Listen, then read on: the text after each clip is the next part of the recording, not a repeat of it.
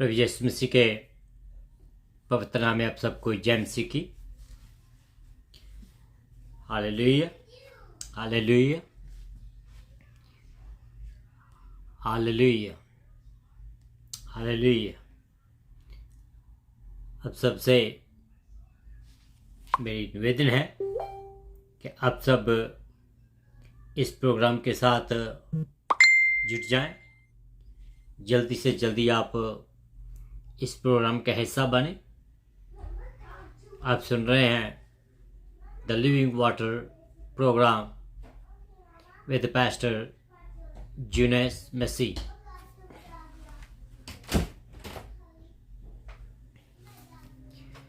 तो आइए आज के प्रोग्राम को हम शुरू करते हुए अपने इस गाने की तरफ बढ़ते हैं।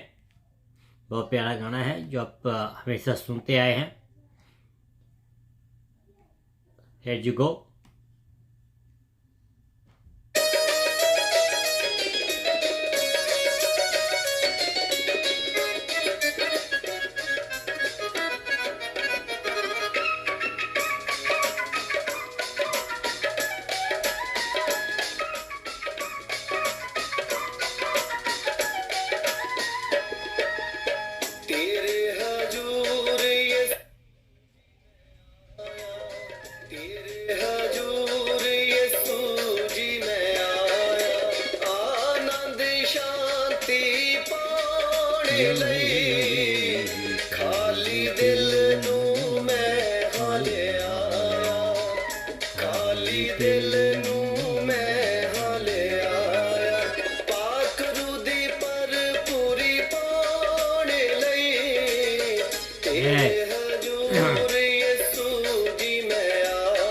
Praise God।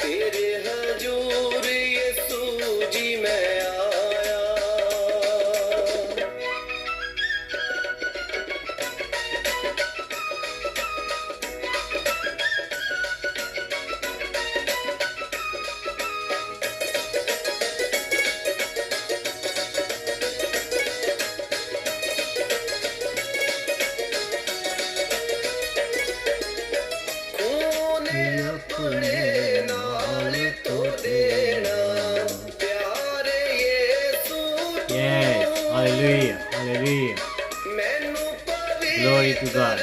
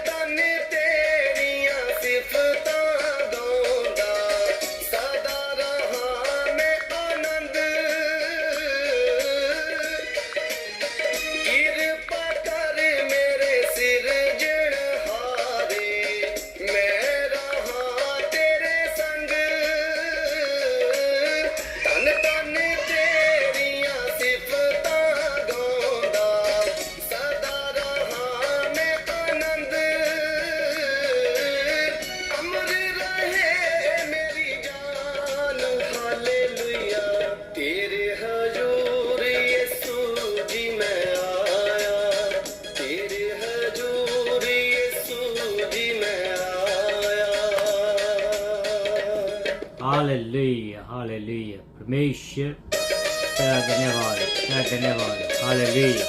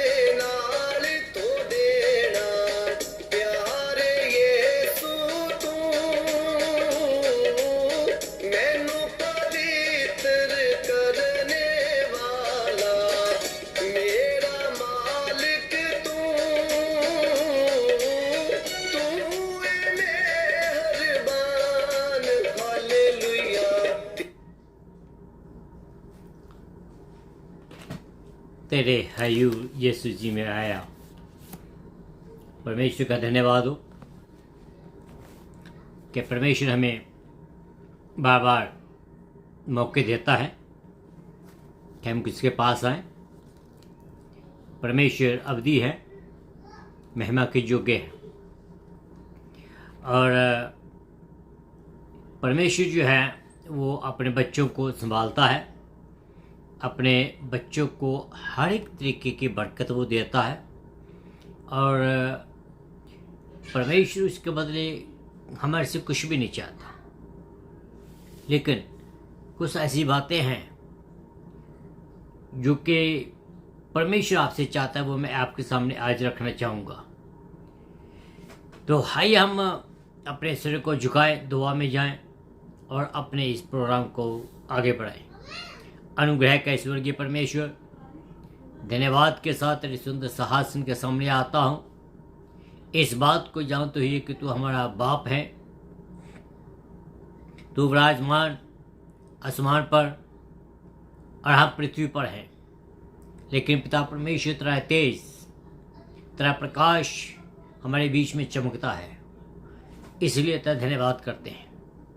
धन्यवाद करता प्रभु, जितने भी लोग आज इस समय प्रभु जी इस प्रोग्राम के साथ जुड़े हुए हैं, हर एक को मैं तेरे हाथों में देता हूँ। हर एक के लिए पिता परमेश्वर मैं तेरे से निवेदन करता हूँ कि हर एक सुनने वालों को अपनी बहुत के बरकत दीजिए। हर एक रुके हुए कामों को अपने आकाश की खिड़कियाँ खोलकर उनको पूरा कीजिए, जिससे पिता परमेश्वर कोई भी विश्वासी किसी भी चीज़ का मोहताज ना हो, बल्कि वो तेरे से हर एक चीज़ पाए, और वो चीज़ जो कि सबसे अच्छी है तो वो हमें देता है। आज का जो वचन है वो सबसे अच्छा है, इसलिए मैं तेरा धन्यवाद देता हूँ वचनों के लिए। प्रभु जी, वचनों के डिलीवर होने से पहले मैं तेरा धन्यवाद करता हूँ कि तूने हमें सामर्थ्य दी है उसको बोलने की, सामर्थ्य दी है इसको समझने की, सामर्थ्य दी है कि तूने हमें इसको अपने जीवन में अप्लाई करने की। इन सब बातों के लिए मैं तेरा धन्यवाद करता हुआ, धन्यवाद के साथ इस प्रार्थना को तेरे पवित्र चरणों में लेकर आता हूँ। प्रार्थना को सुन और कबूल कर। प्रार्थना यीशु मसीह के नाम से मांगता हूँ, आमीन एंड आमीन। हालेलुया। आइए हम परमेश्वर के वचन की ओर बढ़े, जो हमें मिलता है फिलिपियों की किताब, उसका 2 अध्याय, उसकी 12 से लेकर 16 तक, जिसमें लिखा है, इसलिए हे मेरे प्रिय भाइयों, जिस प्रकार तुम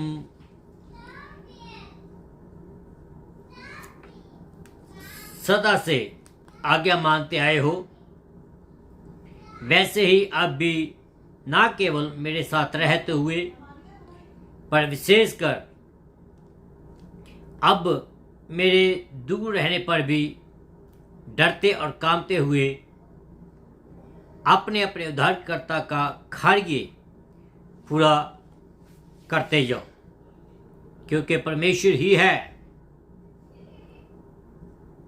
जिसने अपने स्व इच्छा निमित्त तुम्हारे मन में इच्छा और काम दोनों बातों के करने का प्रभाव डाला है।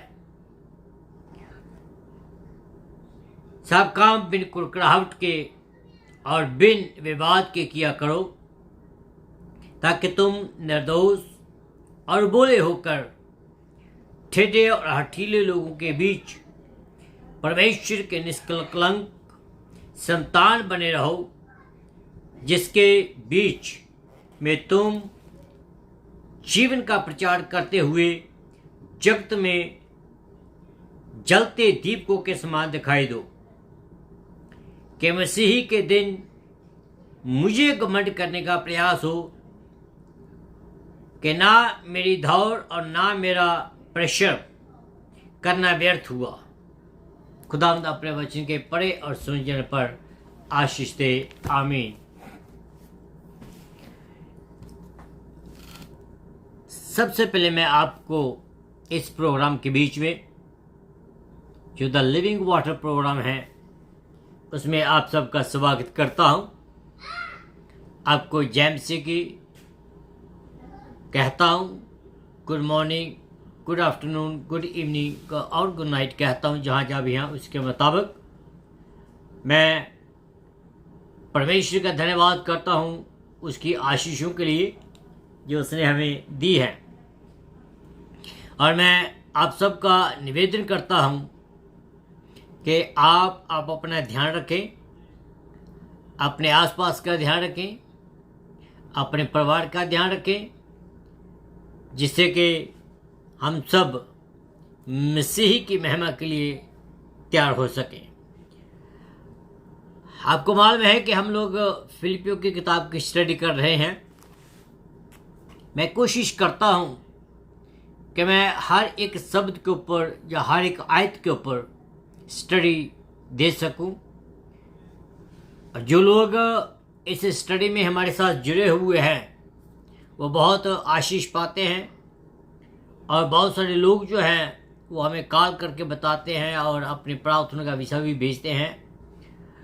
और मैं परमेश्वर में होता हुआ बड़े अधीनगी के साथ आप लोगों की प्रार्थना को लेकर मैं प्रभु यीशु मसीह के सामने जाता हूं, और मुझे इतना यकीन है मेरे प्रभु यीशु मसीह के ऊपर कि जब जब भी मैं प्रार्थना का विषय उसको देता हूं तो वो मेरी प्रार्थना को सुनता है, और उन प्रार्थना को सुनकर उनका जवाब भी वो देता है।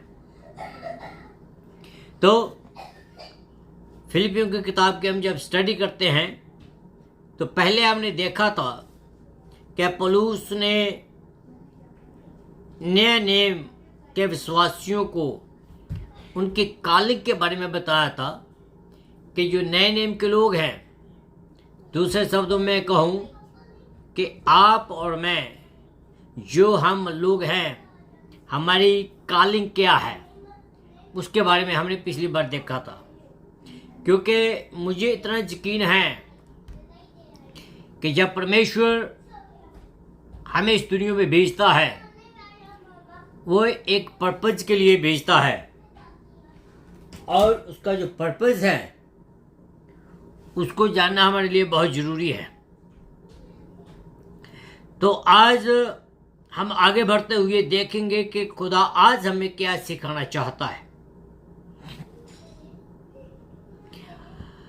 आज हम जिंदगी के उन पहलुओं को देखेंगे जो हमारे सबनों के लिए बहुत ही महत्वपूर्ण है। जैसे मैं आपको ये कहना चाहूँगा कि जो हमारी ज़िंदगी है, ज़िंदगी की जो ज़रूरतें हैं वो बढ़ती चली जाती है, कम नहीं होती है।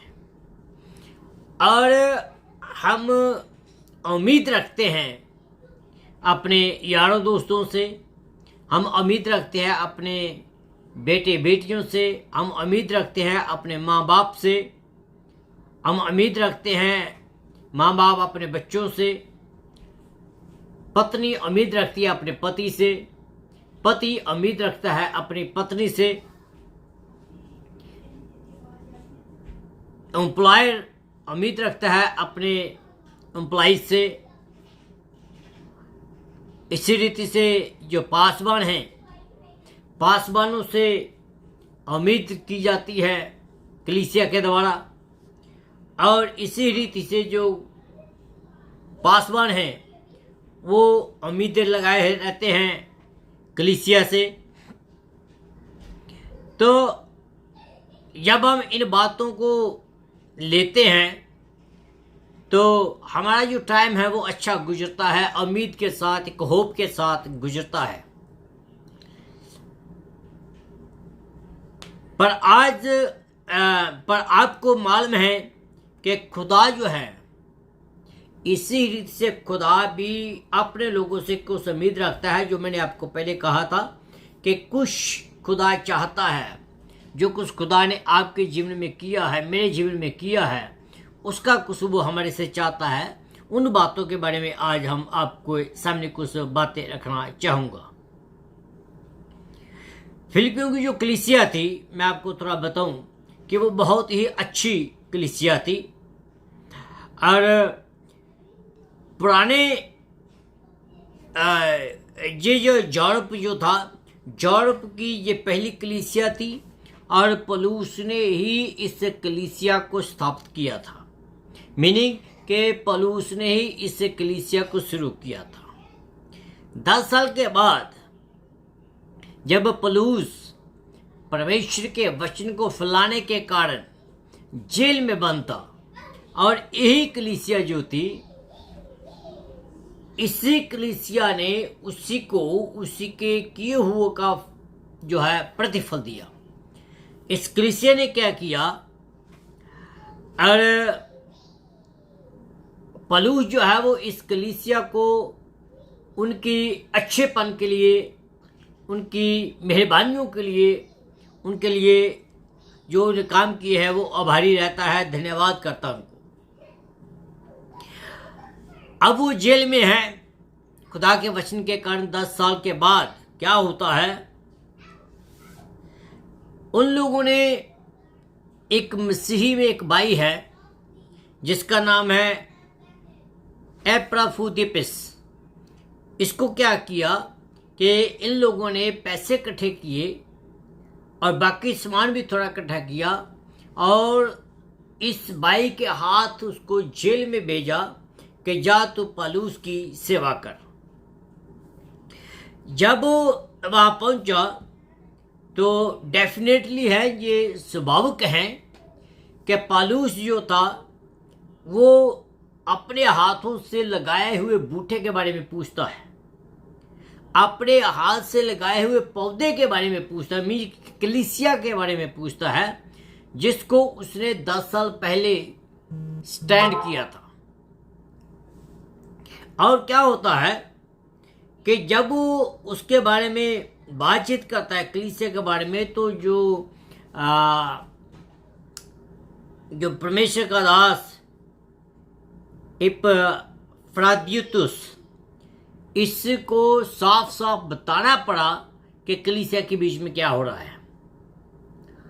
अगर साफ साफ ना बताता तो मुझे मालूम है कि पवित्र आत्मा पौलुस को जरूर बताता, लेकिन इस भाई ने साफ साफ बता दिया कि कलीसिया के बीच में लड़ाइयाँ भी होती हैं, झगड़े भी होते हैं, कलीसिया के बीच में कोई एकता नहीं रही है। और ऐसी बातें जो है कलीसिया को शोभा नहीं देती है। और इन बातों को जब पौलुस ने सुना पौलुस ऐसे ही जो टॉपिक है, ऐसे ही जो मुद्दे हैं, इनको डील करने के लिए, इनको हल करने के लिए पौलुस ने इस खत को लिखा, ताकि पौलुस जेल में रहते हुए इन लोगों के लिए एक और भी अच्छी उदाहरण बन सके। पौलुस उनको कहता है कि खुदा जैसे रहे। एक बात कहता हूं, खुदा जैसे रहे। अगर मैं आप लोगों से उम्मीद रखूं तो शायद ये बात ठीक ना होगी। क्यों? क्योंकि आदमी को आदमी से उम्मीद रखना ठीक नहीं है। लेकिन प्रभु यीशु मसीह को हमारे ऊपर पूरा अधिकार है। प्रभु यीशु मसीह को हमारे से उम्मीद रखना उसका पूरा अधिकार है। वाई? बिकॉज उसने हमारे जीवन में इन्वेस्ट किया है, उसने हमारे लिए बहुत कुछ किया है। और अगर कोई आदमी किसके लिए कुछ करता है तो वो कुछ ना कुछ चाहता है। तो इन्हीं बातों को हम देखेंगे। चाहे कुछ भी हो, जो कुछ भी हो, आगे जब हम बढ़ते हैं तो हमको पवित्र आत्मा जो है वह सब कुछ बता देता है। जो कुछ भी हो पौलुस वो कहता है, क्योंकि उसने आपको अपने खून से खरीदा है। ये बात पौलुस कहता है। जब यीशु मसीह ने अपने खून से हमें खरीदा है, उसने मूल्य दिया है हमारा, तो इट मीन्स के उसके पास पूरा अधिकार है को हमारे से कुछ उम्मीद रखे। ये सब कुछ अपने दिमाग में रखते हुए, ये सब बातें जो मैं आपको बताई है, इसी को आगे ले जाते हुए इस बात का ध्यान रखें और देखें कि खुदा मेरे से और आपसे क्या चाहता है। खुदावन वचन में लिखा है कि खुदा आपको उतना दुख नहीं देता है जितना कि आप सह ना सके। खुदा उतना ही आपसे चाहेगा जितना आप उसको दे सकते हैं।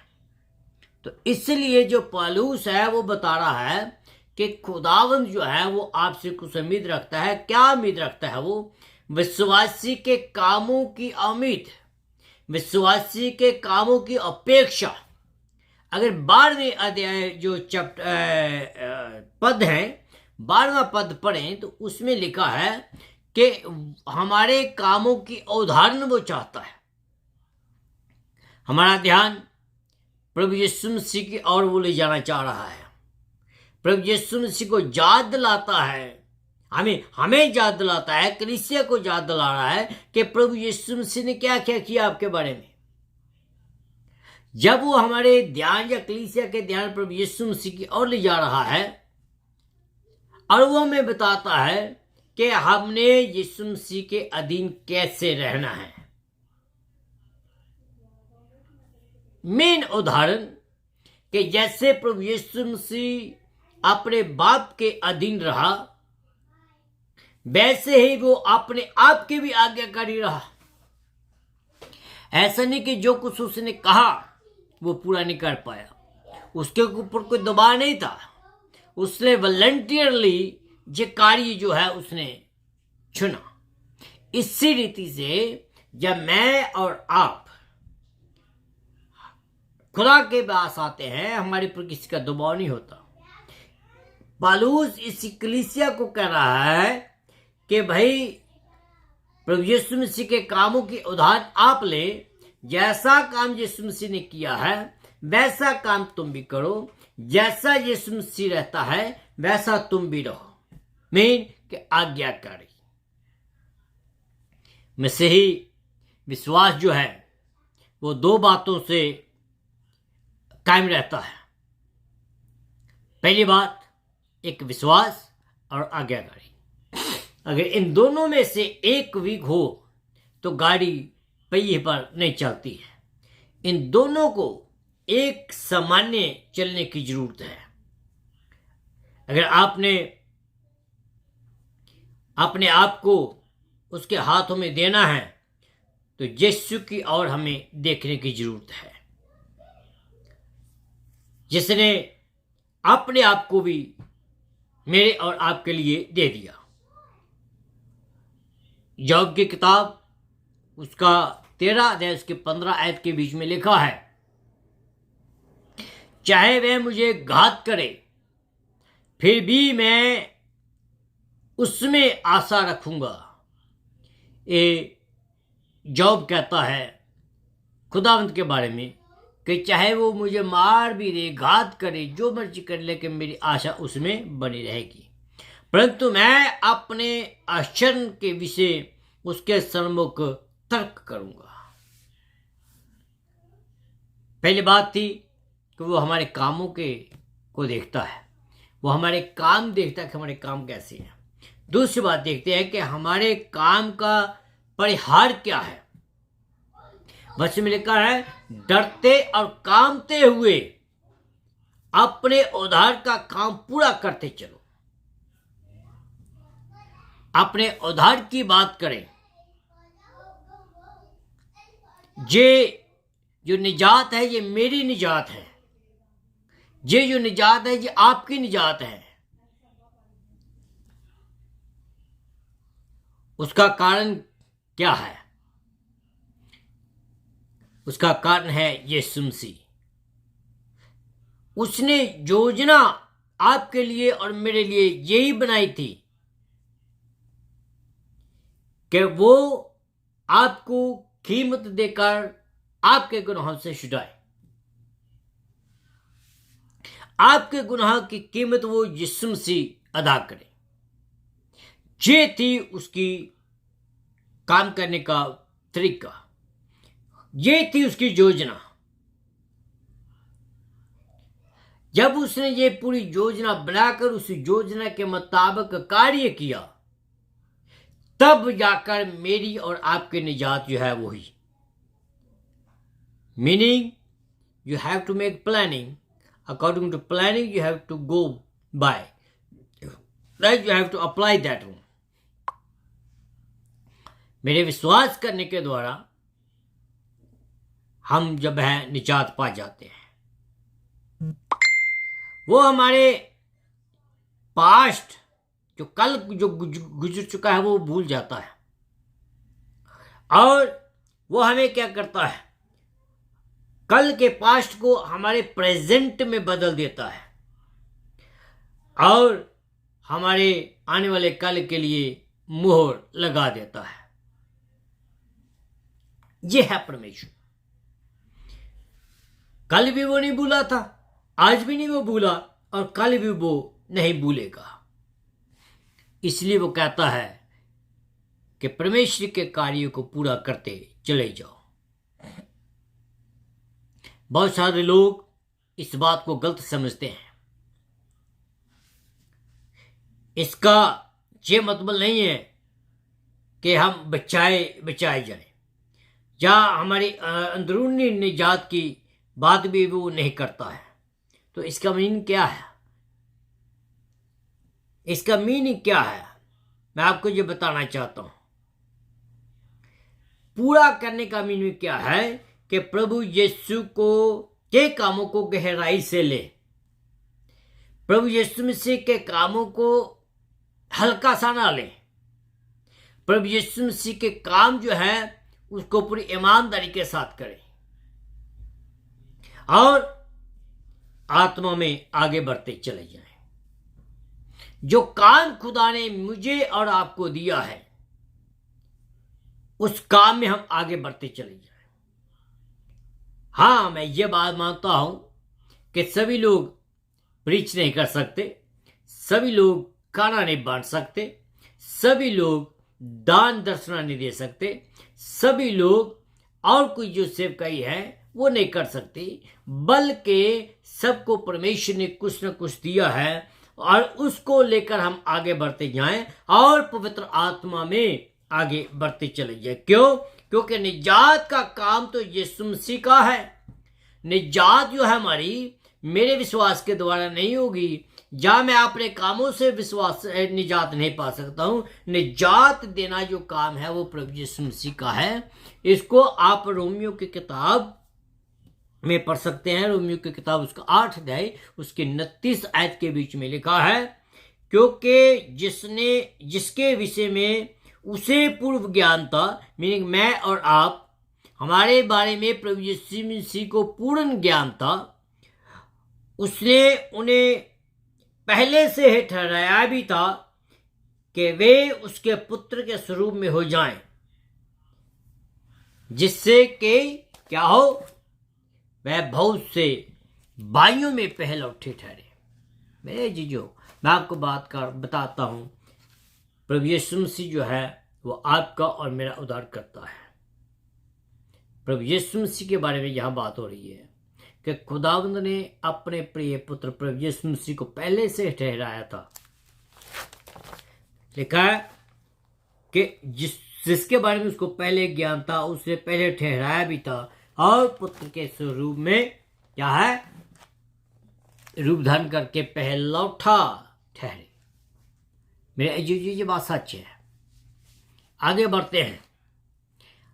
लोग कहते हैं कि हमारे कामों की जो योग्यता है, प्रतिबंध क्या है, इससे पहले कि वो हमें बचाएं, उसे इसके ऊपर काम उसने किया। पहले उससे पूरी प्लानिंग बनाई, जैसे मैंने पहले कहा है, और तब जाकर हम बचाए गए। पहल जो है उसने की है। आपके निजात का जो काम है पहले उसने किया है। ये मत सोचें कि जो निजात है वो मैंने पहल की है तो मुझे मिली है। अब वो हमारे बीच जब हमें निजात मिल जाती है, जब पवित्र आत्मा हमारे अंदर आ जाता है और पवित्र आत्मा हमारे अंदर वो काम करना शुरू कर देता है और पवित्र आत्मा हमें समझ देता है कि प्रभु यीशु मसीह की मर्जी क्या है और उसकी मर्जी को हमने कैसे अपनाना है और उसकी मर्जी के मुताबिक हमने कैसे चलना है। ये पवित्र आत्मा का काम है। पवित्र आत्मा हमें सामर्थ्य देता है आगे, और हमें सामर्थ्य देता है कि हम उसकी मर्जी को लेकर संसार में जाएं, उसकी मर्जी को संसार में हम प्रकट करें।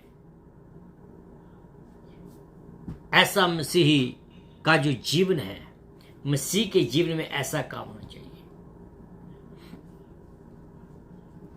खुदा अपनी मर्जी को हमारे ऊपर प्रकट करता है और हम उसके मर्जी को मानते भी हैं। हम ऐसा नहीं कि खुदा काम करता चला जाए और हम देखते रहें। खुदावंद को आपकी जरूरत है। वचनों को सुनाने के लिए खुदावंद ने आपको अलग किया है। खुदा ने आपको जो टैलेंट दिया है उस टैलेंट को इस्तेमाल करें, आगे बढ़िए।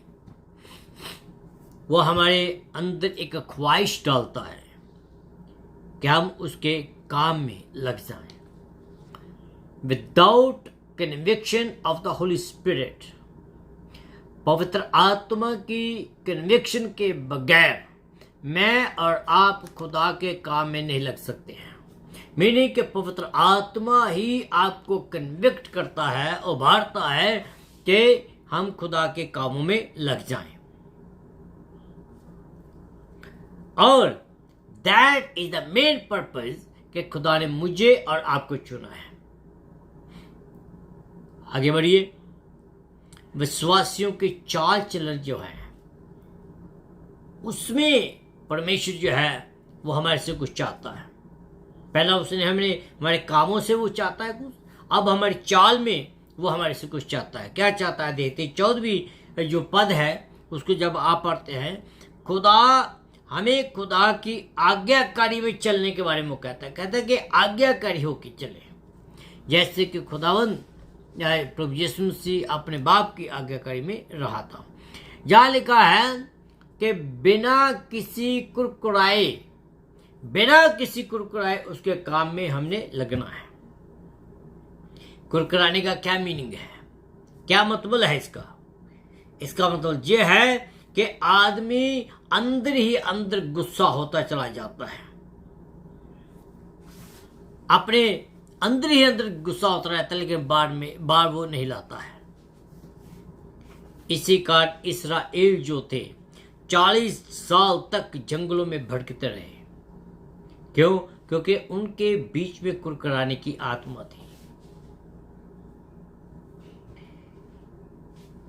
जब वो बोलता है तो वो चाहता है कि हम उसकी आवाज को सुने, वो चाहता है कि हम उसके मुताबिक चलें। आज हम बहुत सारे जो लोग हैं, हम शॉर्टकट रास्ता ढूंढना चाहते हैं, शॉर्टकट रास्ते में जाना चाहते हैं, पर विश्वास से आज्ञाकारी होकर जब हम चलेंगे तो परमेश्वर मुझे और आपको बहुतायत की बरकत देगा। दूसरी बात वो देखता 15वें पद के बीच में जब आप पढ़ते हैं, उसमें लिखा है कि हमने संसार जैसे काम नहीं करने हैं। We live in the world, but we are not belong to the world. हम इस संसार में रहते हैं पर हम संसार के नहीं हैं। वो कहता है हमें निर्दोष रहना है, सभी बातों में हमने निर्दोष रहना है। किसी किस्म की जो बोलचाल है उसमें कोई लफड़ा नहीं होना चाहिए, हमारे ऊपर कोई दोष ना लगा सके, कोई विवाद हमारे मुंह से नहीं होना चाहिए, कोई भ्रष्टता हमारे में नहीं होनी चाहिए। बिल्कुल ईमानदारी से हमने खुदा के संतान जैसे उसके सामने जब खड़े होना है, ईमानदारी से काम करना है। जो कुछ भी किया है, जितना भी उसने हमें दिया है, मेरी बात यह है कि चाहे लोग हमें पसंद करें चाहे ना करें, बहुत से लोग करते भी नहीं हैं, मैं आपको ये भी बताऊं, पर फिर भी जो लोग हमें पसंद नहीं करते हैं वो लोग हमारे में फॉल्ट ढूंढने की कोशिश करेंगे, लेकिन हमें इस कदर रहना है कि उनको रता भी चांस ना दें कि वो हमारे फॉल्ट्स ढूंढे, उनको मौका ना दें कि वो हमारे पर दोष लगा सकें। पर हमें हर समय विश्वास से योग्यता के साथ यीशु मसीह के साथ चलना है। यही परमेश्वर हमारी चाल चलने से चाहता है। पहली बात, वो हमारे कामों में देखना चाहता है। दूसरी बात, वो हमारी चाल चलन में देखना चाहता है, हमारे से उम्मीद रखता है, वो हमारे कामों से उम्मीद रखता है, हमारे चाल चलन से उम्मीद रखता है। तीसरी बात, वो हम देखते हैं कि कौन सी उम्मीद हमारे से रखता है, कहता है कि विश्वास की गवाही जो है उससे भी हमारे से उम्मीद रखता है। 15 और 16 पद के बीच में जब आप जाएंगे उसमें लिखा है हमें संसार की ज्योति बनकर चमकना है। क्या? संसार की ज्योति बनकर हमें चलना है। हमें बताया गया है कि ये संसार जो अंधेरा है और अंधेरा संसार का है, हमें इस अंधेरे में क्या करना है? चमकना है। हमें लोगों को बताना है कि अंधेरा क्या है। हमें उनको बताना है कि बिना यीशु के तुम अंधेरे में चल रहे हो, और हमें रोशनी के बारे में बताना है, जो रोशनी यीशु मसीह खुद है। हमें हमेशा यीशु की रोशनी के बारे में लोगों को बताना है, ये बताना है कि यीशु मसीह ही रोशनी है, क्योंकि उसने कहा है कि मैं जगत का चानन हूं, मैं जगत की ज्योति हूं। जो उसके पास आता है अंधेरा उससे चला जाता है। कोई आदमी ये बात नहीं कर सकता है कि उसने यीशु मसीह को पाया है लेकिन वो अंधेरे में चलता है, ये हो नहीं सकता है। जो यीशु मसीह के पास आता है अंधेरा उससे चला जाता है। इस बात को हम जब ध्यान में रखते हैं, हो सकता है कि आप ही एक अकेले ऐसी बाइबल हो जिसको लोग पढ़ना चाहते हैं, क्योंकि अगर हम खुदा के लोग हैं, ज्यादातर लोग जो है वो बाइबल को नहीं, खुदा के लोगों को देखते हैं कि खुदा के लोगों का जीवन कैसे है। अगर मैं क्लेम करता रहूं कि मैं बहुत धर्मी हूं, बहुत काम करता हूं, बहुत पैसा देता हूं चर्च को, बहुत मैं सेव करके काम करता हूं, लेकिन जब लोग पढ़ते हैं मुझे, तब मेरे बीच में कुछ भी नहीं पाया जाता। तो दैट डजंट वांट, खुदा जो है ऐसा नहीं चाहता है। आप एक अकेले ही ऐसे हो जो कि आप चेंज के लिए आ सकते हो। आगे बढ़ते हैं। दूसरा कुरिन्थियों उसके 3 अध्याय उसकी 2 आयत के बीच में लिखा है, हमारा पत्र, पौलुस कहता है कुरिन्थियों के विश्वासियों को, कहता है कि हमारा पत्र तो तुम ही हो, जो हमारे दिलों पर लिखा गया है और जिसे सब लोग जानते तथा पढ़ते हैं। परमेश्वर का खत जो है आप और मैं, हाँ, परमेश्वर के खत को लोग पढ़ते हैं, आपको और मुझे लोग पढ़ते हैं। तो जो कुछ भी हमारे दिलों में लिखा गया है वो लोगों के सामने हम रखना है। 16वीं पद के बीच में लिखा है कि मसीही लोगों को बांटना है। We have to share something. ये परमेश्वर का जो काम है वो हमें बताता है। हमें जीवन में यीशु मसीह को वचन की दृढ़ता से थामे रखना है। जो कुछ वचन में लिखा है उसको पढ़कर हमने यीशु मसीह को दृढ़ता से थामे रखना है। मीनिंग कि हमने दूसरों के साथ यीशु मसीह को बांटना है, यीशु मसीह के वचनों को बांटना है। दूसरों के साथ हम परमेश्वर के वचन को बांटना है। जो विश्वास हमें दिया गया है उसे लोगों के साथ हमने शेयर करना है। जब यीशु ने हमें बचाया है, हमें उसके लिए रोशनी बनना है। That was the main purpose for God to choose you and me. प्रभु यीशु मसीह के लिए जो एक खास मकसद था मुझे और आपको चुनने के लिए, वो मकसद था कि हमने उसके कामों को इस संसार में प्रकट करना है, हमने उसके कामों को इस संसार में शेयर करना है, हमने इस संसार में, अंधेरे संसार में रोशनी बनकर रहना है ताकि लोग रोशनी देखें। तो हमें अपनी बत्ती को हमेशा हमेशा के लिए जलाए रखना है, उसको कम नहीं होने देना, उसको कम नहीं होने देना। बाइबल में बहुत सारी ऐसी उदाहरणें हैं कि कैसे लोगों ने अपनी बत्ती को जलाए रखा।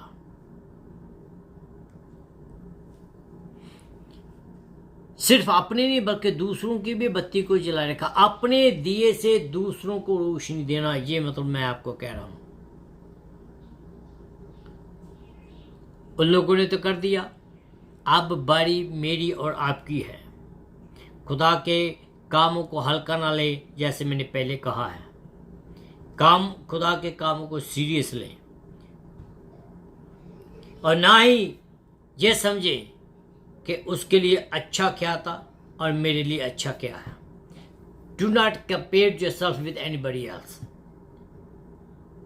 Do not compare yourself with somebody else. आप अपने आप को किसी दूसरे के साथ कंपेयर ना करें। आप अपनी तुलना किसी दूसरे के साथ ना करें। आपको अपनी जो बत्ती है, ज्योति जो है, उसको जलाए रखना है। जो मेरी ज्योति है, मुझे उसको जलाए रखना है। इन वचनों से खुदा आपसे कुछ उम्मीदें रखता है। खुदा आपसे कुछ एक्सपेक्ट करता है। आपको कुछ करने के लिए वो कहता है। उसने आपको बचाया है। आपके लिए उसने अपना खून बहाया है कि दूसरे को भी हम बचाएं। एक गाना है, खुद का बचना क्या हुआ, औरों को भी बचाना होगा। दूसरों के भी दिए में तेल डालना है, लेकिन उससे पहले हम ये खुद देखें कि क्या हमारे दिए में तेल है या नहीं है। अगर आपके दिए में तेल है तो ही दूसरों को दे सकते हैं, तो ही दूसरों को रोशनी दे सकते हैं। अब ये हमारे हाथों में है कि हम क्या करते हैं। क्या आप रोशनी बनकर इस दुनिया में रहना चाहते हैं, या आप अंधेरे संसार जैसे अंधेरे में ही रहना चाहते हैं। क्या आपको दिए में तेल है या नहीं। आपका दिया रोशनी दे रहा है या नहीं। हम सबको अपने आप को जांचने की जरूरत है कि परमेश्वर मेरे और आपसे क्या चाहता है। ये चुनौती है हमारे सबनों के लिए।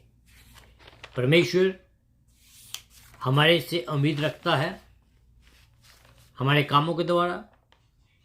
परमेश्वर हमारे से उम्मीद रखता है हमारे चाल चलन के द्वारा। परमेश्वर हमारे से उम्मीद रखता है हमारे विश्वास के द्वारा। तो मेरे जीजो, इन बातों को ध्यान रखें, ज्योति बने, यीशु मसीह की ज्योति।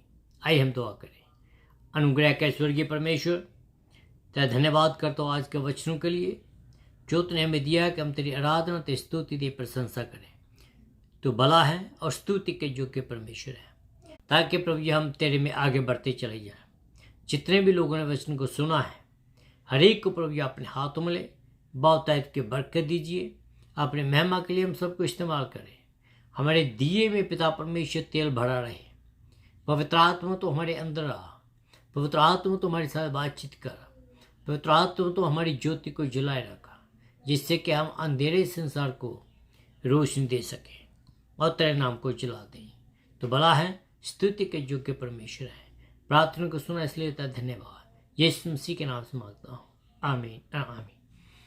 मेरे जी, एक बार फिर मैं आप सबका द लिविंग वाटर प्रोग्राम में स्वागत करता हूँ और आपसे निवेदन करता हूँ कि इस प्रोग्राम को शेयर करें। कल फिर इसी टाइम आपके साथ मुलाकात होगी। परमेश्वर के वचन को हम आपके सामने शेयर करेंगे। कल का जो वचन है वो बहुत ही एक प्यारा वचन है और वो भी परमेश्वर और आपके साथ जुड़ा हुआ है। परमेश्वर आपको एक सुंदर कवाड़ी की तरह देखता है। उसके बारे में बातचीत करेंगे। खुदा आपको बरकत दे, आमीन।